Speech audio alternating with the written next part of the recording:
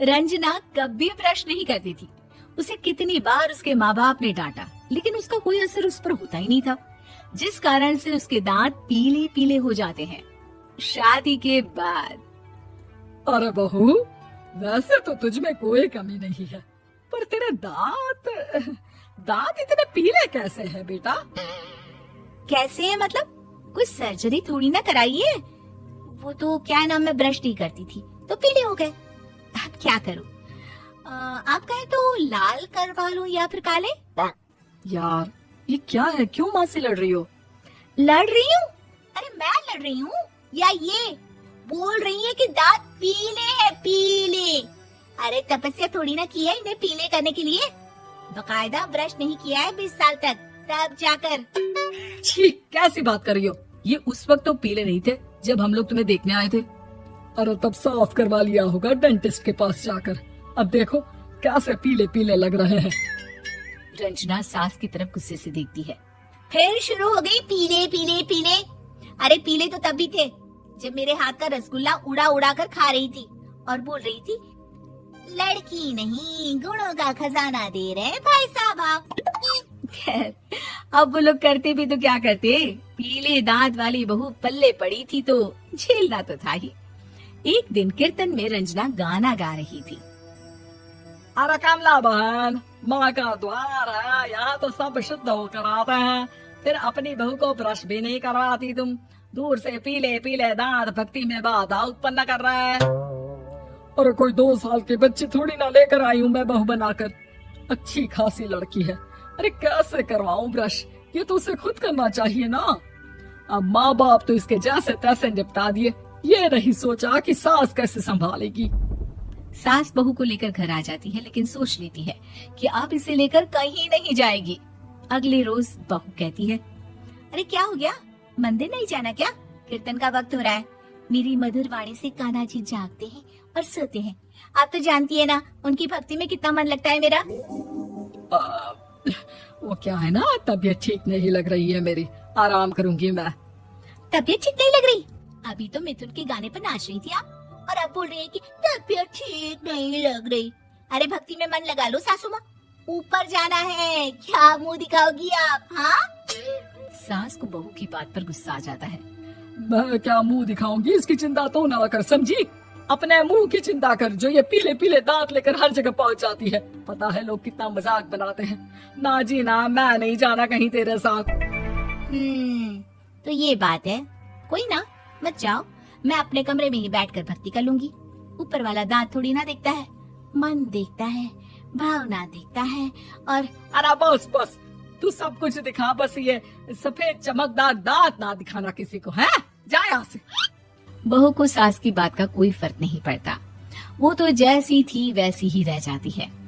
सुबह नहाकर किचन में खाना बनाना, फिर खाना खाना, कीर्तन भजन करना और सो जाना। एक दिन, माँ जी मैं सहेली के घर जा रही हूँ, शाम को लेट आऊंगी। हाँ हाँ तो जाना, मैंने कौन सा तेरी आरती करनी है घर पर बैठकर। रंजना सहेली के घर जाती है, जहाँ वो पार्टी में जाने की तैयारी कर रही होती है। अरे शिखा, कहाँ जाने की तैयारी कर रही है? मैं गलत वक्त पर आ गई क्या? अरे नहीं यार, उल्टा सही वक्त पर आई है। मैंने ये साड़ी और ज्वेलरी निकाली है यार, शाम को इनके ऑफिस की एक पार्टी में जाना है। बताना कैसा लग रहा है ये सब? नहीं यार, इस ड्रेस के साथ तो वो वाली ज्वेलरी अच्छी लगेगी। हाँ हाँ सही बोल रही है, मैंने ध्यान ही नहीं दिया। वैसे तो हमेशा से मस्त फैशन सेंस रखती है। तो बड़ा जाती होगी ना पति के साथ पार्टी में। रंजना कुछ नहीं बोलती, बस सोचती है कि यार काश ये बात सही हो जाती, पर मैं क्यों नहीं जाती पार्टी में? क्या इन लोगों की कोई पार्टी होती नहीं होगी? रंजना घर आती है और रात में पति से सवाल करती है, एक बात बताइए, आप मुझे किसी पार्टी में क्यों नहीं ले जाते? क्या आपके यहाँ ऑफिस में पार्टी नहीं होती? पति बेचारा क्या कहता कि दांत पीले हैं तुम्हारे इसलिए। अरे कोई पार्टी होती नहीं हम लोगों के ऑफिस में, तो कहाँ से लेकर जाऊं? और मार्केट, मॉल, कहीं वीकेंड घूमना, कहीं तो। अरे यार सारे हफ्ते में एक छुट्टी मिलती है, तो सोचता हूँ कि आराम ही कर लूं। क्यों? रंजना मन मार के रह जाती है। पहले कभी सास के साथ मंदिर जाया करती थी, लेकिन वो भी सास ने ले जाना बंद कर दिया। घर बैठी बैठी रंजना बोर हो जाती है। तभी उसे आइडिया आता है और वो मायके जाने का सोचती है। सासू माँ 2 दिनों के लिए मम्मी के घर जा रही हूँ। अच्छा अच्छा ठीक है, आराम से जा। और हाँ, माँ से कुछ अच्छी आदत सीख कर आना कि कैसे शरीर के हर भाग की तरह दांतों की सफाई भी जरूरी होती है, समझी? शुरू हो गई ना आप। वो लोग आपकी तरह नहीं है कि छोटी छोटी बात का बतंगड़ बना दे।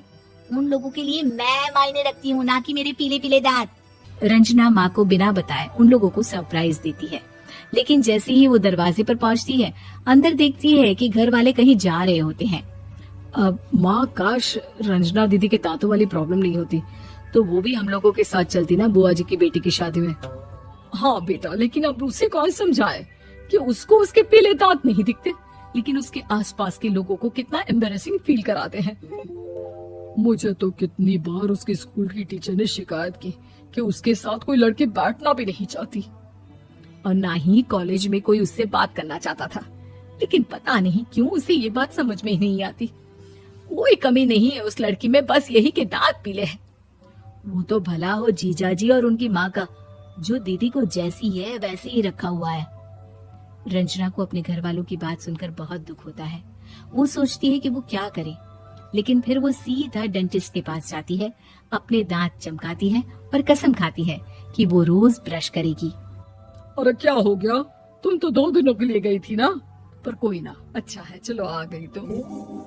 रंजना सास के सामने आकर खड़ी हो जाती है और पूरी स्माइल करती है, उसके चमकदार दांतों को दिखाती हुई।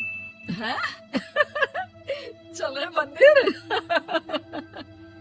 माँ, मुझे माफ कर दीजिए, मैंने आप लोगों को बहुत एम्बैरेसिंग फील करवाया। मैं आज से रोज